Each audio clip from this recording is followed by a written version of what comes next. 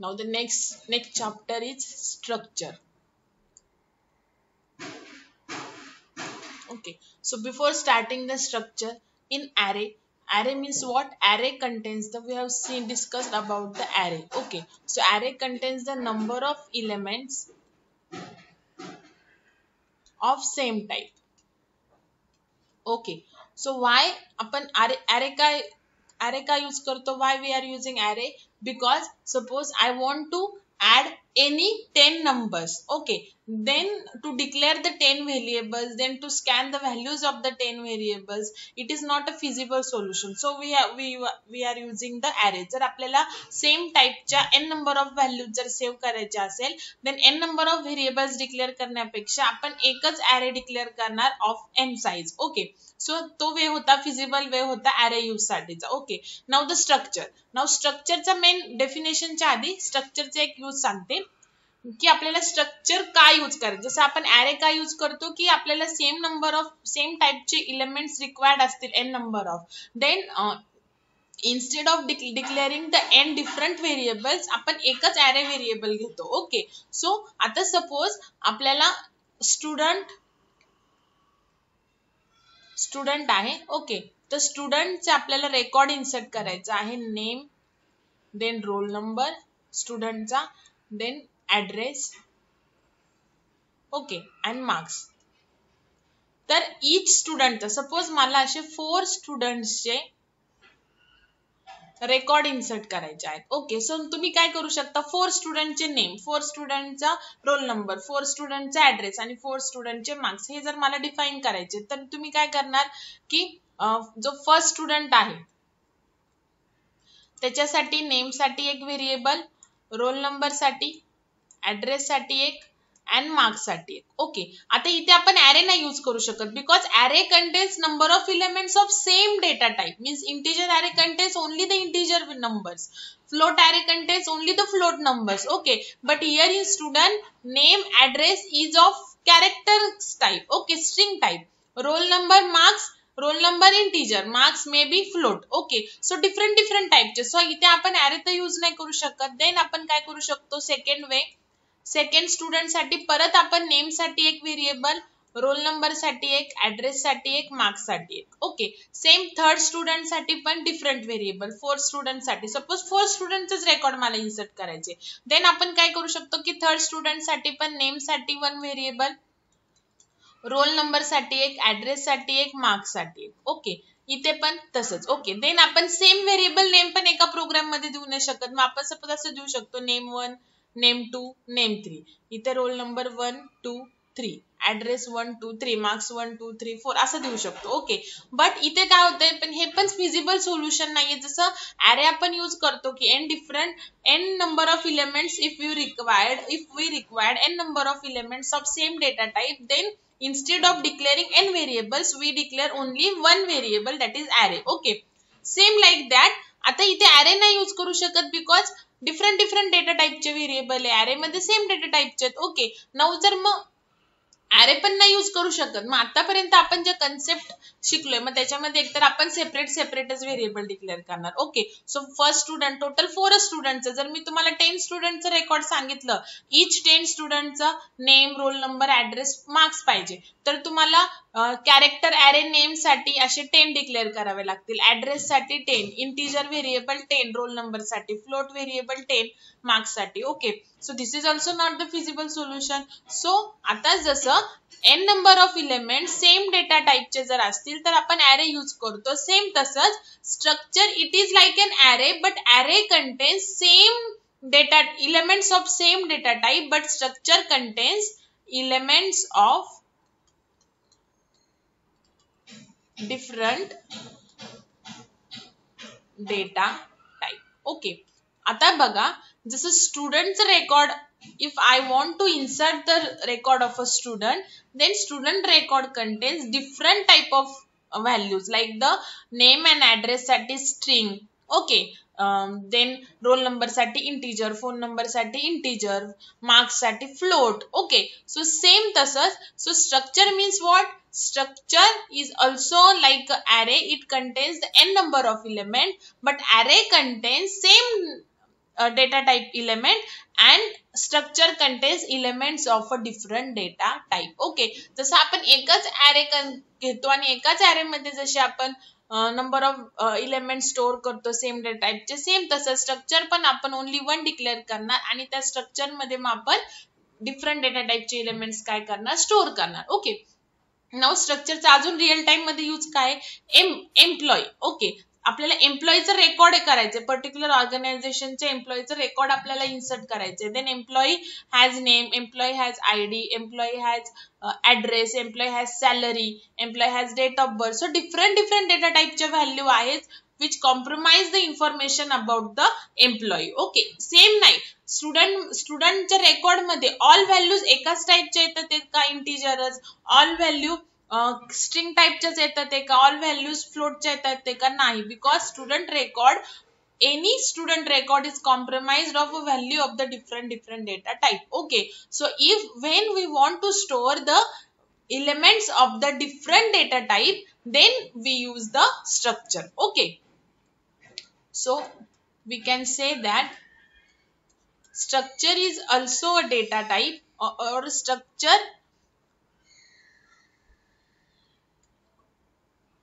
wait a minute, structure contains elements of different data types. Okay, now जसं अरेचा डिक्लेरेशनचा syntax आहे same like स्ट्रक्चरचा पण आहे. सो स्ट्रक्चरचा डिक्लेरेशन सिंटॅक्स काय बघा, हाऊ टू डिक्लेअर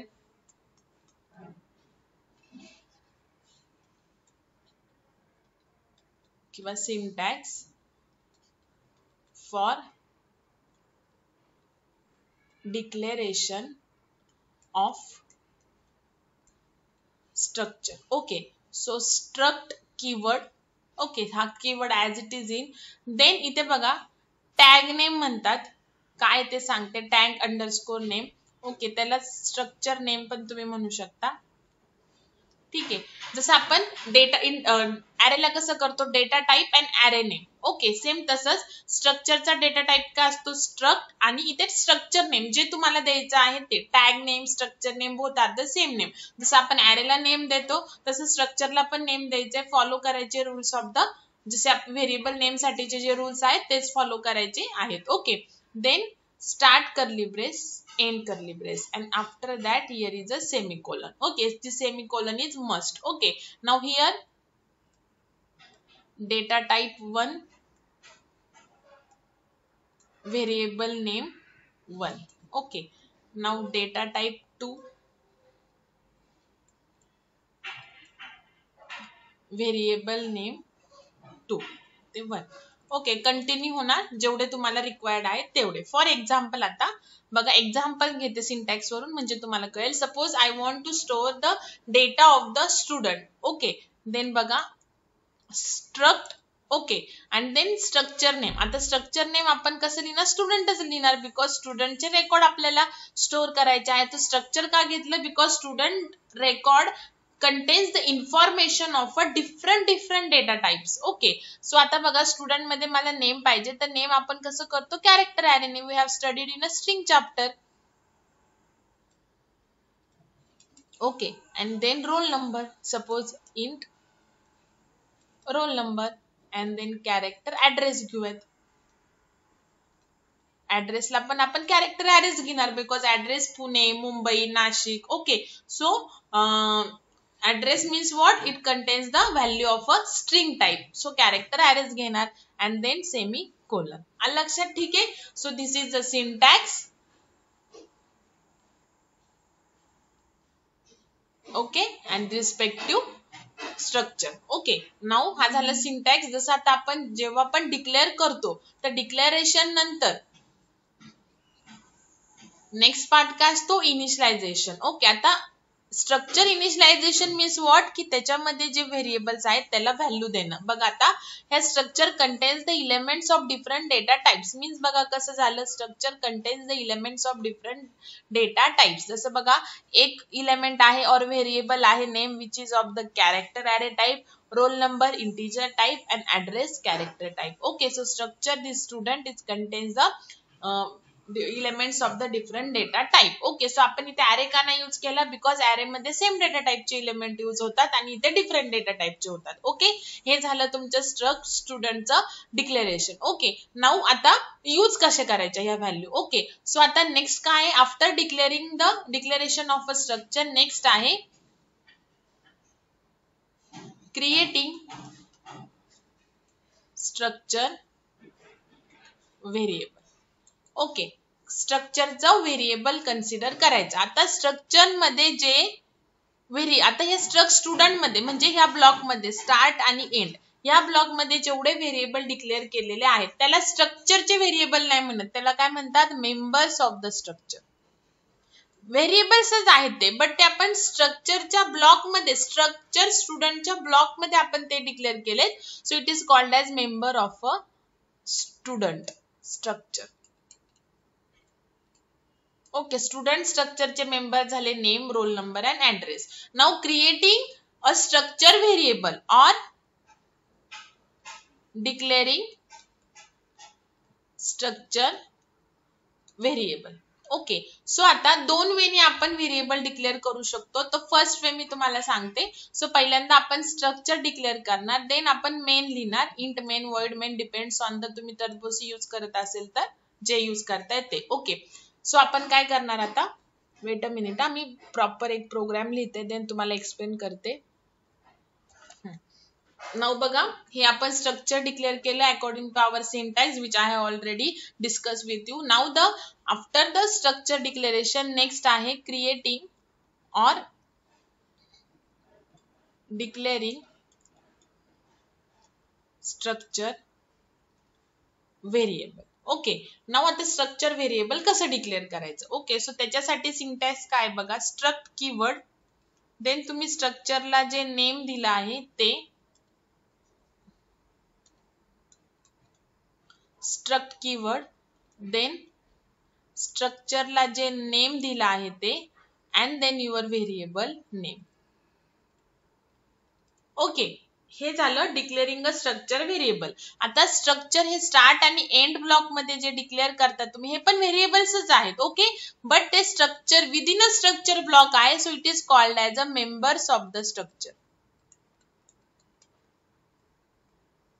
लक्षात. नाउ आणि स्ट्रक्चरचं जे व्हेरिएबल आहे ते ह्या ब्लॉकच्या आउटसाइड डिक्लेअर करतात of type structure. Okay, so declare करण्याचा सिंटॅक्स काय बघा, struct keyword, structure name and variable name. Okay, तर दोन लोकेशन तुमच्या प्रोग्राम मध्ये दोन पोझिशनला तुम्ही स्ट्रक्चर व्हेरिएबल डिक्लेअर करू शकता. तर फर्स्ट सांगते मी, इनसाइड मेन, इनसाइड मेन करायचं. ओके, सो आता मी ह्या सिंटॅक्सने करते. सो पहिले स्ट्रक्ट कीवर्ड, ओके, त्याच्यानंतर स्ट्रक्चर नेम काय आहे, स्टुडंट, देन तुम्हाला व्हेरिएबल नेम काय द्यायचा आहे, सो मी दिलं S1. आलं का लक्षात. ठीक आहे, so this is a declaration of the structure variable. Now what is the requirement or why it is necessary to declare a structure variable? Because using that structure variable we can access the members of the structure. आलं का लक्षात. ठीक आहे, so आता members of the structure काय झाले, name, roll number and address. Okay, so to access these variables which are, to access these member which are declared in this block outside the block, म्हणजेच काय की name, roll number, address हे members आहेत structure स्टुडंटचे. सो ते त्या ब्लॉकच्या म्हणजेच काय स्ट्रक्चरच्या आउटसाइड ऍक्सेस करण्यासाठी we need a structure variable. So what is the need of the structure variable, to access the structure members. Okay, so for this example structure variable is S1 and the members are name, roll number, address. Okay, so structure च्या block मध्ये जे तुम्ही variable लिहिलेले आहे ते access करण्यासाठी you compulsory need, you mandatory need to declare a structure variable. Okay, so structure variable आपण declare केले to access the structure members. Okay, हे झालं.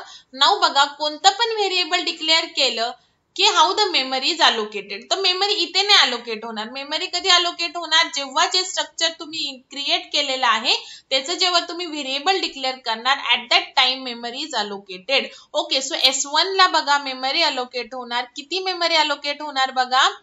S1 हे कोणत्या स्ट्रक्चरचं व्हेरिएबल आहे, स्टुडंटचं. सो स्टुडंट मध्ये काय काय आहे, नेम, रोल नंबर, ऍड्रेस. त्यातलं नेम आहे 50 साईजचं. सो कॅरेक्टर, 1 कॅरेक्टर साठी किती बाइट ऑफ डेटा लागतो, 1 byte, which I have already discussed in previous lectures. Okay, integer साठी किती लागतो, 2 बाइट. ओके, सो इथे कॅरेक्टर आणि इंटिजरच आहे. सो नेम साठी किती लागणार बघा, total first 50 bytes of data असणार.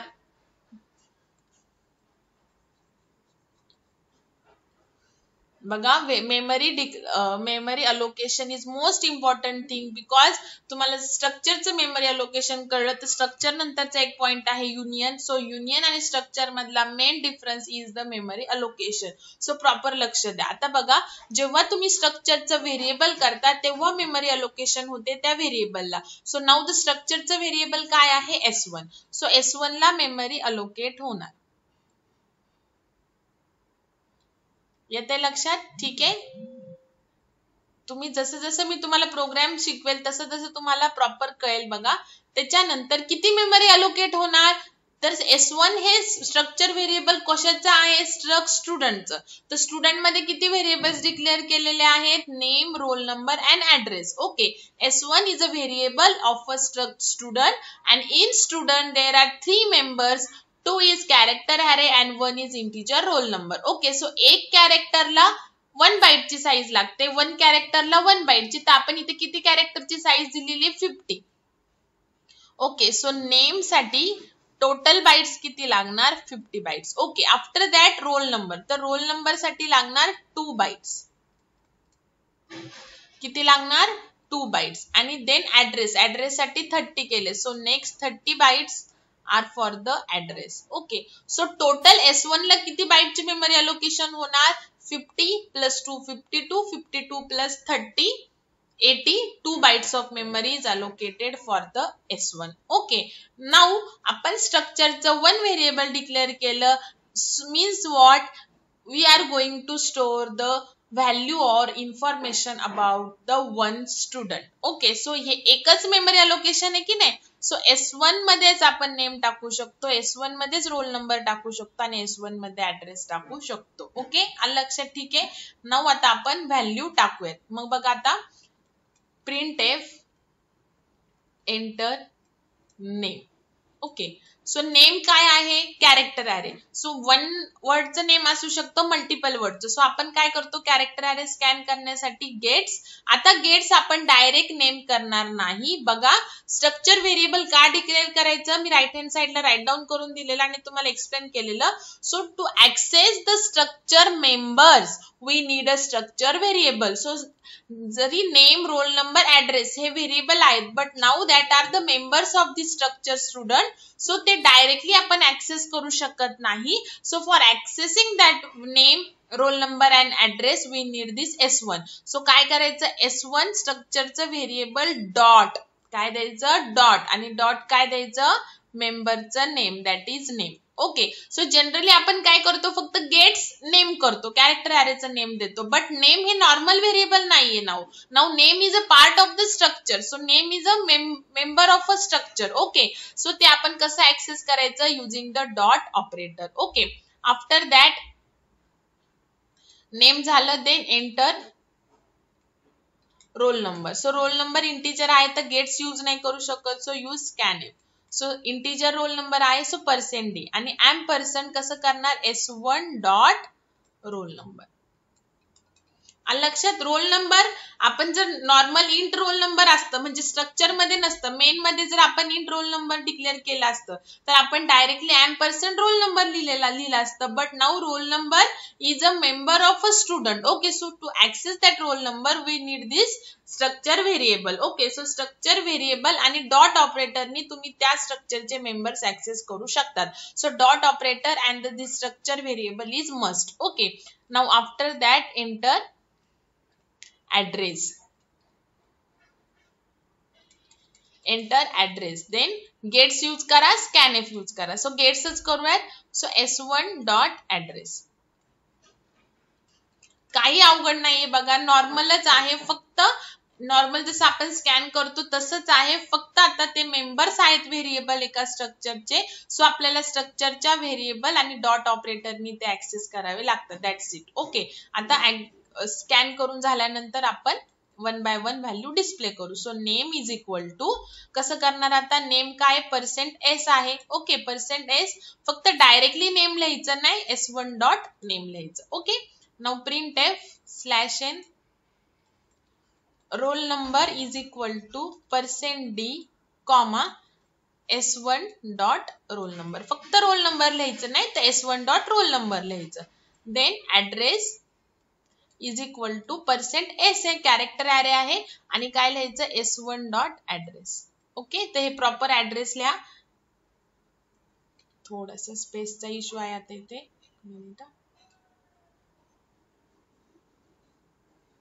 रोल नंबर झालंय. ओके, रोल नंबर डिस्प्ले झालं. नाव पुढे printf/n address is equal to %s, because address साठी आपण कॅरेक्टर ॲरे यूज केलाय. नाउ ऍड्रेस आपण डायरेक्टली नाही लिहू शकत because that is a member of the structure. So आपण ते s1 नी करणार. Then get ch and program complete. आलं लक्षात. ठीक आहे. सो आता बघा, हे मेमरी अलोकेशन तुम्हाला कळालं. s1 हे स्टुडंट स्ट्रक्चरचं व्हेरिएबल आहे. सो s1 साठी किती मेमरी अलोकेट होणार, जेवढी मेंबर साठी लागणार आहे. सो नेम साठी 50 बाइट्स, रोल नंबर साठी 2 बाइट आणि ऍड्रेस साठी 30 बाइट. अजून मार्क्स वगैरे ऍड झालं तर ते पण. Okay, now enter name. Okay, so तुम्ही जी व्हॅल्यू घेणार, स्कॅन टाकणार, सपोज मी टाकलं एबीसी, ती कुठे जाणार, s1 च्या नेम ब्लॉक मध्ये. सो s1 च्या नेम ब्लॉक मध्ये गेलं ABC. Okay, now enter roll number. तुम्ही जी व्हॅल्यू स्कॅन करणार, सपोज टाकलं 10, कुठे जाणार, s1 च्या रोल नंबर ब्लॉक मध्ये. s1 च्या रोल नंबर ब्लॉक मध्ये गेलं 10. Now enter address. तुम्ही टाकलं सपोज पुणे, कुठे जाणार, s1 च्या ऍड्रेस ब्लॉक मध्ये. s1 च्या ऍड्रेस ब्लॉक मध्ये पुणे. आलं लक्षात. देन आपण फक्त काय केलं, s1 प्रिंट केलं s1 च्या नेम ब्लॉकची व्हॅल्यू. सो s1 च्या नेम मध्ये काय, एबीसी प्रिंट झालं. रोल नंबर, s1 च्या रोल नंबरची value that is 10. Now address is equal to s1 चा ऍड्रेस. सो s1 च्या ऍड्रेस ब्लॉक मध्ये काय, पुणे. सो पुणे डिस्प्ले झाले. ओके, नाउ आता आपण प्रोग्राम रन करून बघू. आपल्याला भरपूर सारे प्रोग्राम घ्यायचे आहेत. सो काही टेन्शन घेऊ नका, तुम्हाला प्रॉपर ॲरे कळणार आहे. देन डेटा स्ट्रक्चर मध्ये सुद्धा तुम्हाला ॲरे भरपूर वेळा यूज करायचा आहे.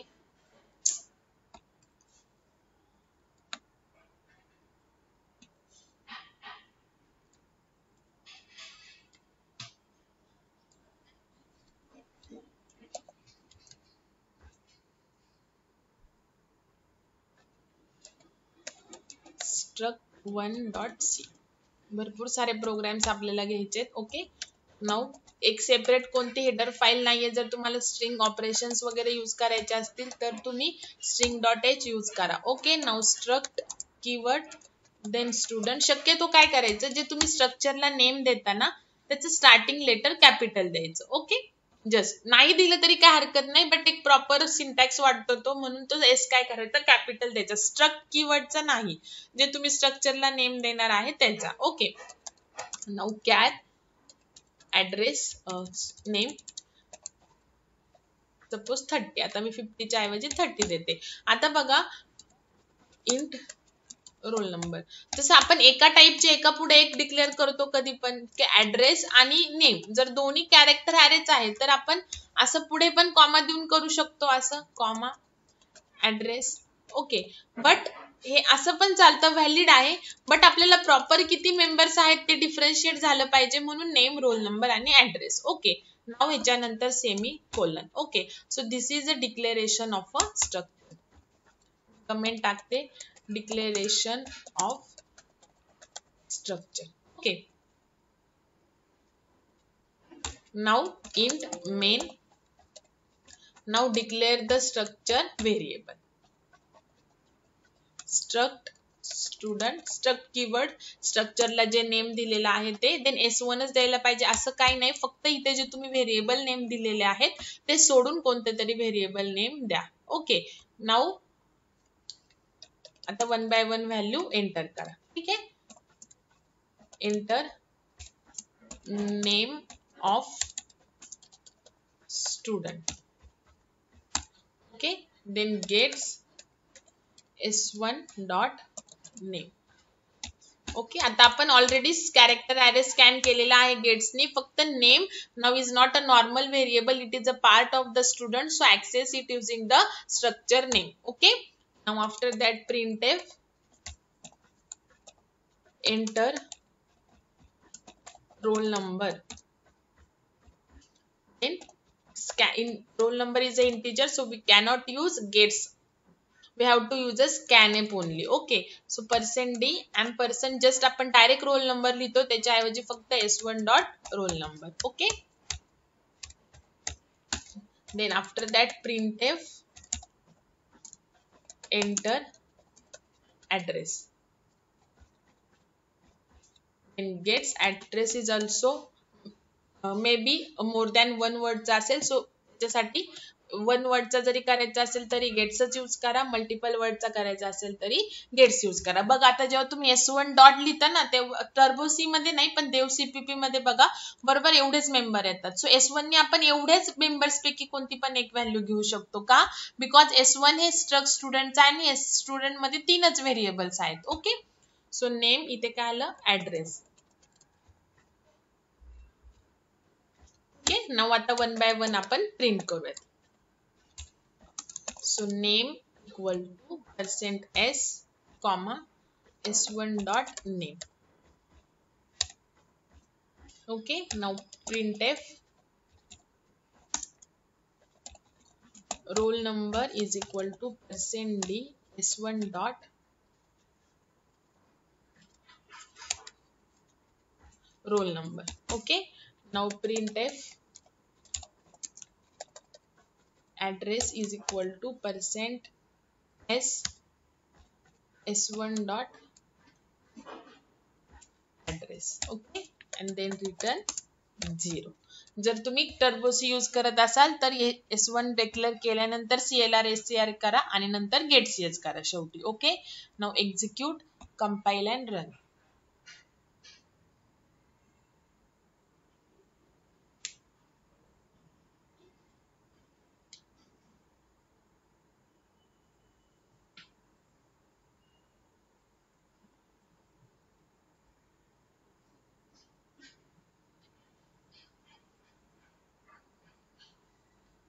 बघा, enter name of the student. Okay, now roll number, address skip झाले, एकदा परत एकदा चेक करते मी. ठीक आहे, तर कॅरेक्टर टाईपला असे स्किपच्या वगैरे एरर्स येतात, त्याचा काही इश्यू नाहीये. एकदा आपण करूयात, तिथे आपण स्कॅनएफ यूज करून बघू.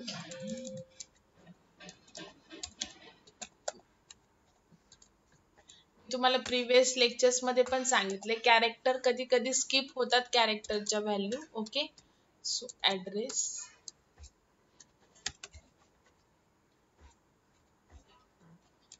पण मग आपल्याला स्कॅनएफ ने जर झालं तर वन वर्डच द्यावं लागेल, नाही तर मग आपण टर्बो सी मध्ये मग फ्लॅश ऑल फंक्शन असतं. मेमरी अलोकेशन ओव्हरलॅपिंग होतं जेव्हा कॅरेक्टर तुम्ही जास्त यूज करत असाल प्रोग्राम मध्ये तेव्हा. ओके, त्याच्यामुळे प्रॉब्लेम येऊ शकतो, बाकी काही नाही. हे बघा आता आलं ऍड्रेस.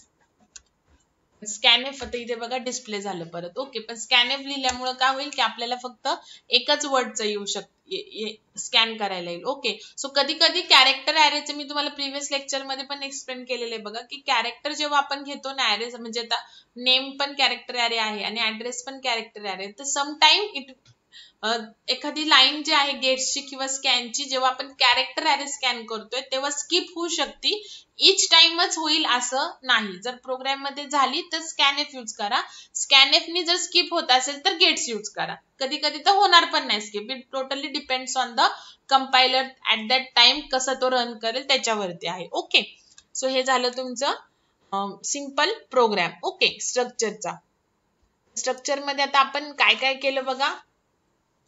इथे स्ट्रक्चर डिक्लेअर केलं, इथे स्ट्रक्चरचं व्हेरिएबल डिक्लेअर केलं आणि डॉट ऑपरेटरने आपण मेंबर्स काय केले, ऍक्सेस केले. ओके, नाऊ या प्रोग्राम वरून तुम्हाला काय कळालं की आपण एका स्टुडंटचे काय करू शकतो, इन्फॉर्मेशन आपण सेव्ह करू शकतो. ओके, आता जर मी हा प्रोग्राम परत रन केला आणि दीपिका खराडेच्या ऐवजी सपोज एबीसी टाकलं, रोल नंबर 20 टाकलं, ऍड्रेस मुंबई टाकलं, तर ही व्हॅल्यू रिप्लेस होणार ना बाय द न्यू व्हॅल्यू. म्हणजे अल्टिमेटली स्टुडंट तर एकाच राहणार. आता मी हा प्रोग्राम परत रन केला आणि इथे एंटर नेम आणि एबीसीच्या ऐवजी सपोज PQR टाकलं, इथं रोल नंबर 20 टाकलं आणि इथे ऍड्रेस मुंबई टाकलं, तर एबीसी व्हॅल्यू रिप्लेस होणार बाय PQR, इथे 20 आणि इथे मुंबई. पण अल्टिमेटली मेन मेमरी मध्ये एकाच स्टुडंटची व्हॅल्यू राहिली.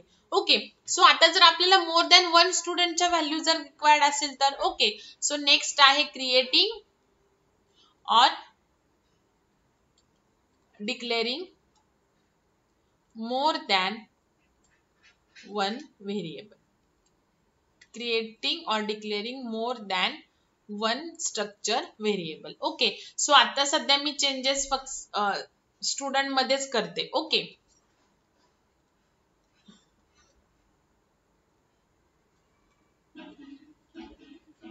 सो आपल्याला जे रिक्वायर्ड आहे ते लिहून घ्यायचे. Name int roll number. Okay, suppose आता मी दोनच व्हॅल्यू घेते. ठीक आहे, नाऊ आता मेन मध्ये आता मोर than one student. Okay, so suppose आता स्ट्रक स्टुडंट, दोन स्टुडंटचे मला डेटा इन्सर्ट करायचा आहे. सो S1, S2 केलं, जसं इंट A, B करतो ना, सेम तसंच S1, S2. ओके, सो आता ह्या केस मध्ये काय होणार बघा, S1 साठी एक मेमरी ब्लॉक आणि S2 साठी एक memory block. Okay, S1 and S2 both are of the type structure student variable. Okay, so student मध्ये काय, नेम आणि रोल नंबर. सो नेम आणि रोल नंबर, नेम आणि रोल नंबर. ओके, सो इथे name, इथे पण रोल नंबर आणि इथे नेम आणि इथे पण रोल नंबर. सो S1 साठी किती मेमरी लागणार, 30 + 2 बाईट, इथे पण 30 + 2 बाईट, म्हणजे 32 byte of memory for the both the student. Okay, now आता आपण दोघांची पण व्हॅल्यूज घेऊयात. सो एंटर, एका लाईन मध्ये पण घेऊ शकता तुम्ही, enter name roll number of student 1. Okay, so तुम्ही स्कॅनएफ नी पण करू शकता. वन वर्डचं जर नेम असेल तर %S आणि दुसरं %D, because role number %D आहे आणि नेम %S आहे. %S स्कॅन करताना आपण एम्परसँड लिहित नाही, so directly S1 dot name आणि %D कशासाठी, ampersand S1 dot roll number. Integer value scan करायला आपण एम्परसँड लिहितो. ओके, नाऊ नेक्स्ट आता enter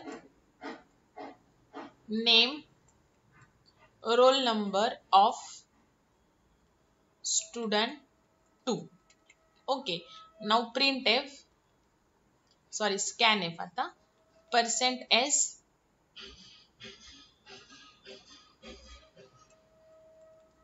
%S for name, %D for role number. Okay, so आता इथे फक्त आपण काय करणार, S2 dot name, string name string आहे, स्ट्रिंग स्कॅन करताना आपण एम्परसँड लिहित नाही आणि रोल नंबर इंटिजर आहे, so we have to write the roll number. Okay, दोन्ही व्हॅल्यू झाल्या. नाऊ आपण डिटेल्स डिस्प्ले करू. Student 1,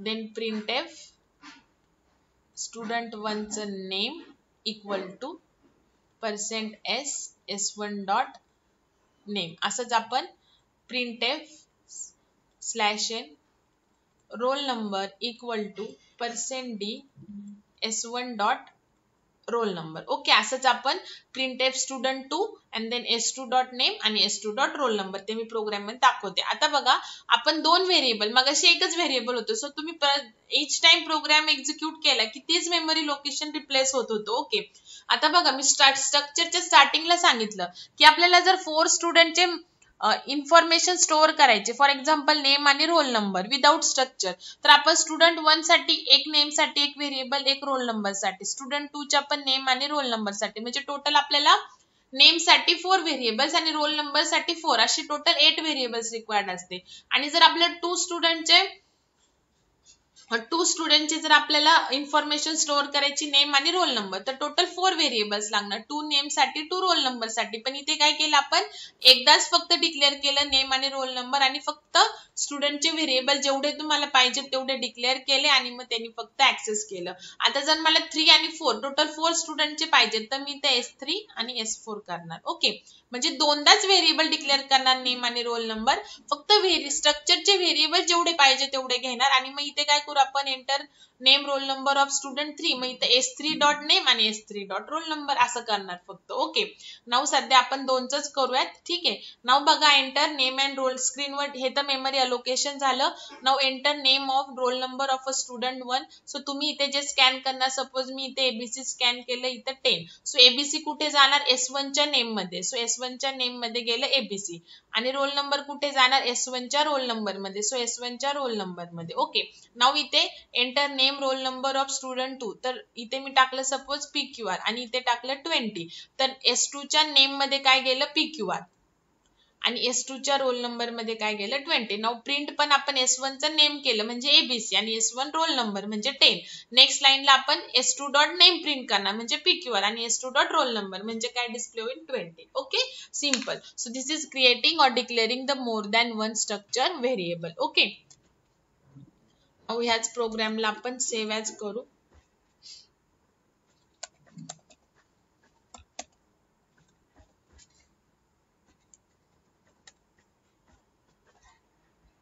Okay, name, enter the name of student 1,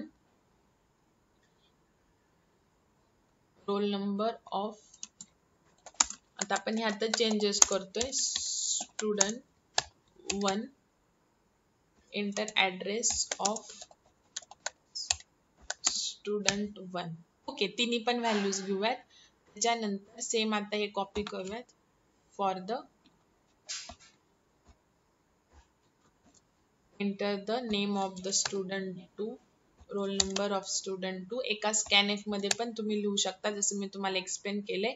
आता जेव्हा स्टुडंट 2 चं नेम स्कॅन करताल तेव्हा S2, इथे पण S2 आणि इथे पण S2. ओके, नाव आता आपण डिस्प्ले करूयात, printf /n student 1 details. Okay, हे झालं. नाव सेम ह्याच वेने आपण स्टुडंट 2 चे डिटेल्स पण काय करूयात, स्कॅन प्रिंट करूयात, स्टुडंट. सो इथे S1 च्या ऐवजी फक्त S2.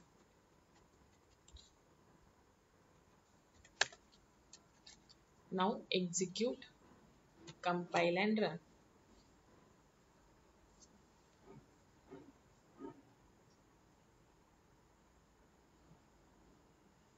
Enter name of a student 1, 10. तुम्हाला जे द्यायचे ते तुम्ही देऊ शकता. बघा, आता इथे परत नेम काय झालं बघा, स्किप झाली व्हॅल्यू. ओके, तर कॅरेक्टर अरे जेव्हा असतो ना तेव्हा हा प्रॉब्लेम येतोच. तर नेम मध्ये बघा काहीच व्हॅल्यू गेली नाही स्टुडंट 2 च्या, बिकॉज ती लाईनच स्किप झाली. डायरेक्टली मी एंटर पुणे प्रेस केल्यानंतर एंटर केलं तर काय आलं, रोल नंबर ऑफ द स्टुडंटच आलं लगेच. ओके, सो ते फक्त व्हॅल्यू नाही झाल्या. सो आपण काय करूयात, आता परत तो जो गेट्स होता तो रिप्लेस करूयात स्कॅनएफ ने. ते आपलं नेम हे झालं ना, स्किप झालं. जे स्किप होईल ना, जर स्कॅनएफ ने स्किप झालं तर गेट्स यूज करा, आणि गेट्स ने स्किप झालं तर स्कॅनएफ यूज करा. S2 dot name. Okay, save. Roll नंबरला वगैरे फ्लोट, इंटिजर, डबल डेटा टाईपला कधीच प्रॉब्लेम येत नाही. हा कॅरेक्टर अरेलाच प्रॉब्लेम येतो, एखाद्या तुमच्या मशीनवर येणार पण नाही. ओके, आता आलं बघा. बघा व्हॅल्यू स्कॅन केल्या. स्टुडंट 1 चं name ABC, roll number 10, address Pune. Student 2 चं PQR, रोल नंबर 30 आणि ऍड्रेस मुंबई. ओके, आता आपण अजून एक आता थोडेसे याच्या प्रोग्राम मध्ये चेंजेस करू. एक तुम्हाला प्रोग्राम येतो बघा, find the average marks of the student using the structure. Find the average marks of 3 subjects using structure. Okay, तर आपण नॉर्मल प्रोग्राम केलेला आहे. Average marks of 3 student, 3 subject, 5 subject. Okay, but आता इथे आपल्याला स्टुडंट स्ट्रक्चरने आपल्याला ऍव्हरेज मार्क्स कॅल्क्युलेट करायचं. आता सध्या आपण एका स्टुडंटचं करूयात. ओके, सो नेक्स्ट लेक्चरला मी तुम्हाला ॲरे ऑफ स्ट्रक्चर वगैरे अजून ह्याच्यामध्ये काय चेंजेस आहे ते एक्सप्लेन करेल. ओके, सो आता आपल्याला ऍव्हरेज मार्क्स ऑफ 3 स्टुडंट काढायचे, but 3 subjects but using structure. 3 सब्जेक्टचे average marks using structure. Okay, so struct student. Okay, आता आपण इन्फॉर्मेशन साठी रोल नंबर घेऊयात स्टुडंटचा. ओके, बिकॉज ऍव्हरेज मार्क्स पण ते कोणत्या तरी स्टुडंटचे असेल ना, रोल नंबर, नेम जे तुम्हाला घ्यायचे ते तुम्ही घेऊ शकता. सो आपण नेम पण घेऊयात आणि 3 सब्जेक्टचे मार्क्स साठी व्हेरिएबल. सो S1, S2 असे एका खाली एकच करायचे म्हणजे प्रॉपर स्ट्रक्चर कळतं आपल्याला. आणि फ्लोट ऍव्हरेज AVG व्हेरिएबल घेतली. Okay, structure complete. आता एका स्टुडंटचे करूयात आपण. नाव आता आपण काय करणार, व्हेरिएबल डिक्लेअर करणार स्ट्रक्चरचं, बिकॉज आपल्याला मार्क्स तर ऍक्सेस करावे लागतील ना ऍव्हरेज साठी. सो आपण एक व्हेरिएबल डिक्लेअर केलं, स्ट्रक्ट स्टुडंट S1. ओके, नाव आता आपण पहिले डिटेल्स टाकून घेऊ. सो एंटर, एकाच मध्ये आपण नेम आणि रोल नंबर टाकू आणि मग बाकी नंतर मार्क्स टाकू. Okay, so scanf. सो पहिले नेम टाकतोय आपण. सो %S, नंतर roll number %D. So %S for name. So name कसं येईल, S1 dot name comma %S1 dot roll number. Okay, नाव ऍव्हरेज साठी आपल्याला मार्क्स तर घ्यावे लागतील. So printf enter marks of 3 subjects, 3 सब्जेक्टचे marks. So scanf 3 times %D. Okay, so पहिला S1 डॉट, आता इथे पण S1 झालं बघा, S2 आणि S3 झालं ना. सो इथे आपण थोडेसे व्हेरिएबल्स चेंजेस करू, बिकॉज आपण स्ट्रक्चर व्हेरिएबल पण S1च घेतलंय ना. सो प्रॉब्लेम येईल. सो M1, M2, M3 असे घेऊयात. सो इथे S1 dot M1, S2 dot M2, sorry S1 variable एकच आहे ना स्ट्रक्चरचा.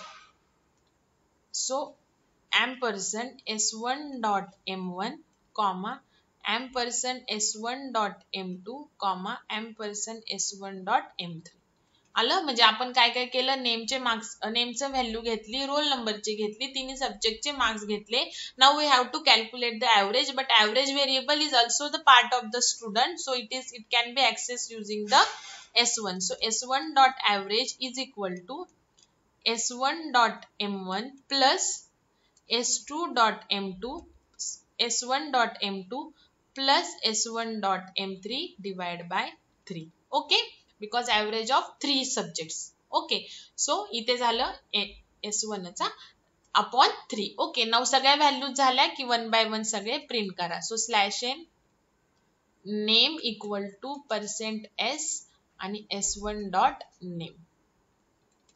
Then printf /n roll number is equal to, new line साठी /n, ते काय कंपल्सरी नाहीये, S1 dot roll number. Okay, now printf subject 1 is equal to %D S1 dot M1. ओके, असं subject 2 साठी S1 डॉट M2 प्रिंट करा, S1 dot M3 आणि शेवटी average is equal to S1 dot AVG. आता बघा कसं एक्झिक्यूट होणार.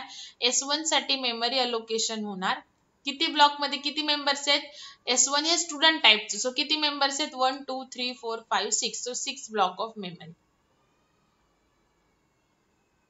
1 2 3 4 5 and 6. ओके, त्यातले रोल नंबर साठी 2 bite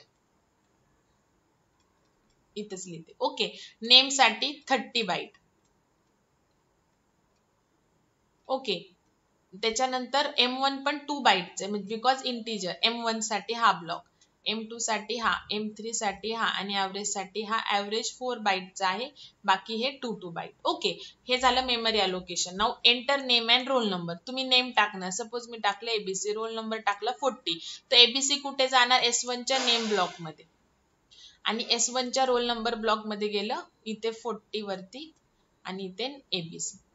okay, now enter marks of 3 subject. पहिले मार्क्स सपोज 60, इथे टाकलं तुम्ही 70, इथे टाकलं 80. सो S1 च्या M1 मध्ये जाणार 60, S1 च्याच M2 मध्ये जाणार 70 आणि S1 च्या M3 मध्ये जाणार 80. मग ॲव्हरेज कॅल्क्युलेट होईल 60 प्लस S1 च्या M1 मध्ये काय 60, so 60 plus 70 plus 80, so 130 plus 80 किती झाले? 130 प्लस 80 210 डिवाइड बाय 3. जे आन्सर येईल ते S1 च्या ॲव्हरेज ब्लॉक मध्ये स्टोअर होईल. आणि मग तुम्ही फक्त काय करणार? 1 by 1 subject 2 is equal to %d S1 dot M2 S1 dot M3 असं सेपरेट प्रिंट करणार आणि शेवटी ॲव्हरेज काय करणार? प्रिंट करणार. ओके, सो न्यू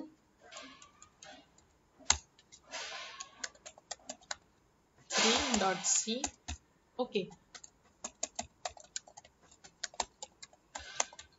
अजून आपल्याला भरपूर प्रोग्राम घ्यायचे आहेत नेक्स्ट लेक्चर मध्ये. ओके, आता तुम्हाला एवढं झालं की होमवर्क साठी प्रोग्राम देते.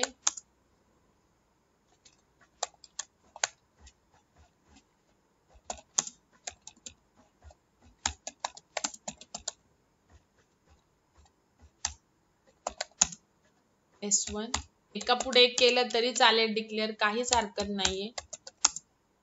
किती मेंबर्स आहेत हे आपल्याला प्रॉपर आयडेंटिफाय झालं पाहिजे, म्हणून जस्ट फक्त आपण असं करतो semicolon.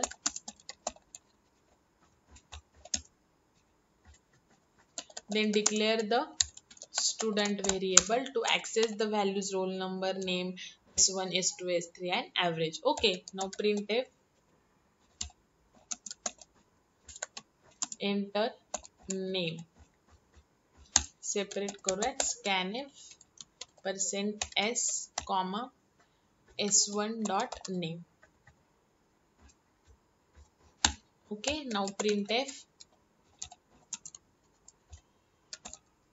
enter roll number. Scanf %d, S1 dot ampersand S1 dot roll number. Okay, now marks एकाच scanf मध्ये घेऊ.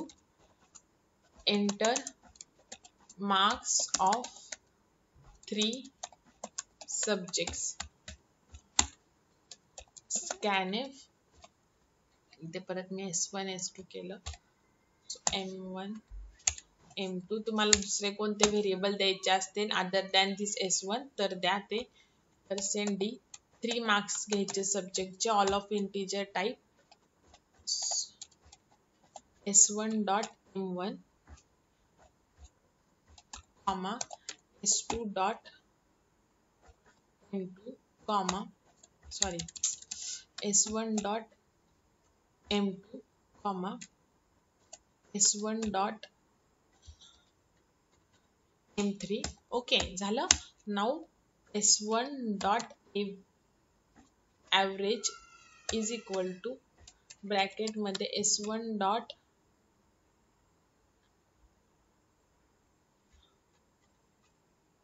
M1 plus S1 dot M2 plus S1 dot M3 divide by 3. Okay, now just print the details. सगळ्या value झाल्या आता बघा. Name टाकलं, roll number टाकलं, 3 सब्जेक्टचे मार्क्स टाकलं आणि अकॉर्डिंग टू दॅट मार्क्स आपण काय केलं, ऍव्हरेज कॅल्क्युलेट केलं. Okay, now printf. Now print करा सगळे details. So name equal to %s comma s1 dot name. Okay, now printf. हे तर सेमच आहे बघा ऑल प्रोग्राम्सचं. Roll number is equal to %d comma s1 dot roll number. Then 3 सब्जेक्टचे marks. Subject 1 is equal to %d comma s1 dot m1. Okay, then printf. Same जसं m1 print केलं तसंच. So subject 2 is equal to %d comma s1 dot m2 and then printf.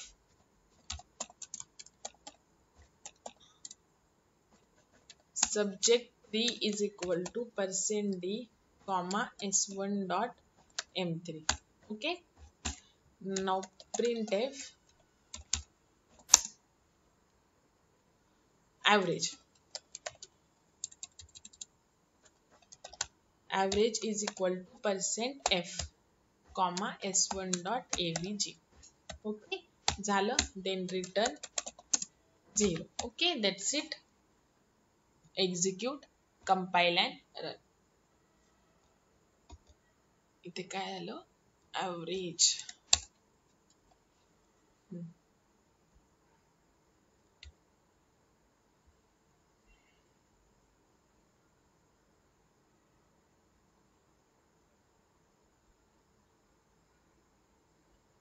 Enter name, roll number, marks of 3 subject 40, 60, 20. Okay, so average झालं बघा 40, 60 किती झाले 100 आणि 100 plus 20 120. 120 divide by 30 340. Okay, so हे झाले ऑल डिटेल्स. एक्झिक्यूट. ओके, आता next lecture मध्ये आपल्याला काय करायचं बघा. ठीक आहे, प्रिव्हियस प्रोग्रामला आपण काय केलं, 2 स्टुडंट्स आपण रेकॉर्ड केलं by creating S1 S2. Okay, तर मॅक्स आपण 4-5 पर्यंत करू शकतो, पण जर 10 स्टुडंटचं पाहिजे देन एवढे व्हेरिएबल्स डिक्लेअर करायचे. This is not the feasible solution. Okay, so हे अवॉइड करण्यासाठी परत काय करायचं. ओके, जसं मी आपण 2 स्टुडंटसाठी 2 व्हेरिएबल डिक्लेअर केले देन व्हॅल्यू घेतल्या. असंच आपण जर 10 स्टुडंटसाठी एवढे 10 व्हेरिएबल्स डिक्लेअर करून each time printf scanf लिहिलं, this is also not the feasible solution. मग ह्याच्यासाठी काय करायचं आहे ते आपण नेक्स्ट लेक्चरला बघू. म्हणजे आता आपल्याला बघा नेक्स्ट लेक्चरला काय बघायचं आहे, array of structure. Okay, now array within a structure पण बघायचं आहे. Okay, then passing array as an argument to function. फंक्शनला जसं आपण अरे पास केलं ना तसं पासिंग स्ट्रक्चर सुद्धा आपल्याला पास करायचं आहे फंक्शनला. ओके, सो हे 3 पॉइंट्स आपण नेक्स्ट लेक्चरला घेऊ. सो आपलं स्ट्रक्चर पण कम्प्लीट होऊन जाईल. ओके, नाउ आता तुम्हाला एक होमवर्क देते. तुम्हाला स्ट्रक्चर एम्प्लॉई घ्यायचं आहे, ज्याच्यामध्ये तुम्हाला मेंबर्स घ्यायचे आहेत त्याचे name, address, salary and phone number. Okay, so हा आपला इंटिजर घ्या, सॅलरी फ्लोट घ्या, ऍड्रेस कॅरेक्टर ॲरे येईल ऑब्विसली आणि नेम पण काय येईल कॅरेक्टर ॲरे येईल. ओके, आणि एक एम्प्लॉई आयडी घ्या, EID. सो एवढे मेंबर्स घ्या. ओके, आणि 2 प्रोग्राम करायचे. एका फर्स्ट प्रोग्राम मध्ये सेम स्ट्रक्चर एम्प्लॉई घ्यायचा आणि एकच व्हेरिएबल डिक्लेअर करायचे, एकाच एम्प्लॉईचे मार्क्स घ्यायचे. आणि दुसऱ्या प्रोग्राम मध्ये जसे आपण एकाच एम्प्लॉईची इन्फॉर्मेशन घ्यायची आणि दुसऱ्या प्रोग्राम मध्ये जसं आपण 2 स्टुडंटचे इन्फॉर्मेशन घेतली तसं तुम्ही E1 E2 व्हेरिएबल डिक्लेअर करून मेन मध्ये 2 एम्प्लॉईची काय घ्यायची इन्फॉर्मेशन घ्यायची. Okay, that's it. हा प्रोग्राम तुम्ही करा स्ट्रक्चर स्टुडंटचा स्टडी करून. ओके, नाउ नेक्स्ट लेक्चर मध्ये आपण remaining point we will discuss.